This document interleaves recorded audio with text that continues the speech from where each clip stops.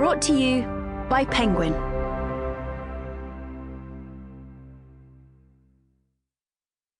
Atlas of the Heart, Mapping Meaningful Connection in the Language of Human Experience.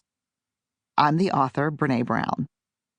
I want to let you know that this program includes a downloadable PDF that contains illustrations from the book. I want to also tell you that as a major audiobook listener, I know that you're probably driving or walking or jogging or doing laundry or waiting in carpool line, and you may not want to stop and look at a PDF as a reference. I know that I don't normally listen that way. So what I'm going to do is make sure that you have the full book, including the illustrations, in this audio. You can grab the PDF when you want to, when it's convenient, but you won't be missing anything. You can just listen straight through. My dedication is to PC and BT. You don't know me, but you actually do. Love, TJ. Introduction. Heart is sea, language is shore. Whatever sea includes will hit the shore. Rumi. How it started. I am not a sentimental keeper of things. Maybe it's because I come from a long line of people who hold on to everything, every receipt and photo and old department store box. From the time I was in my early 20s, I often had the unenviable task of packing up the houses of relatives who could no longer live at home or who had died. If the movie montage version of this chore exists, I've never experienced it. It's miserable. First, no one in my family is going to admit that they might, at some point, get sick or die. My people die with a look of defiance on their face and shit in every drawer.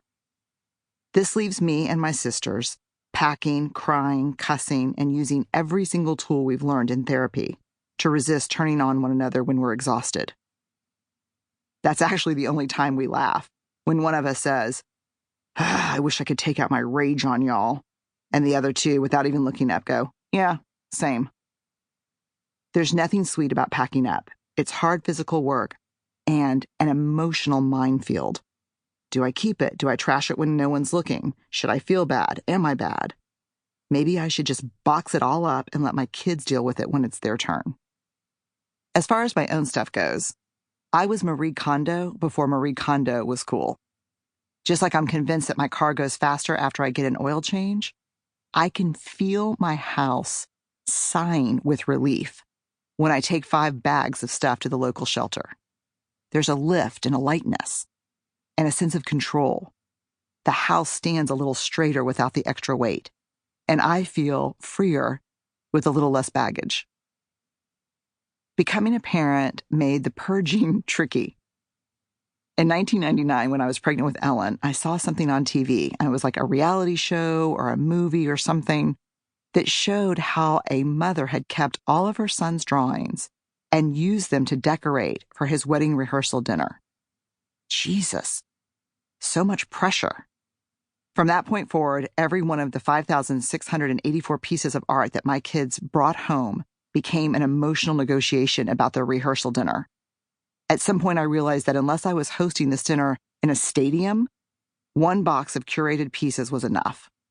I saved some, I framed and hung pieces all over the house, I photographed some of them, and when no one was looking, I put the rest in the garbage, way down deep where no one could see.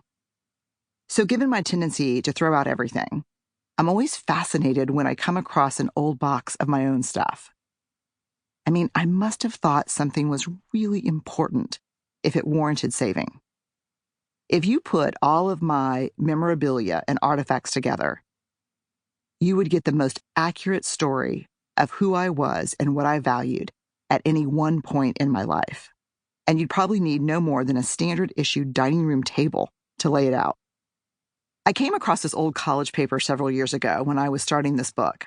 It's not a great or even a very good paper, but it knocked me off balance for a few months. I mean, I'm looking at this paper, and the title of it, of course, it's written in script, not on a computer, just written on, ruled paper. And the title of the paper is Why We Feel the Pain We Feel. Sample complete. Ready to continue?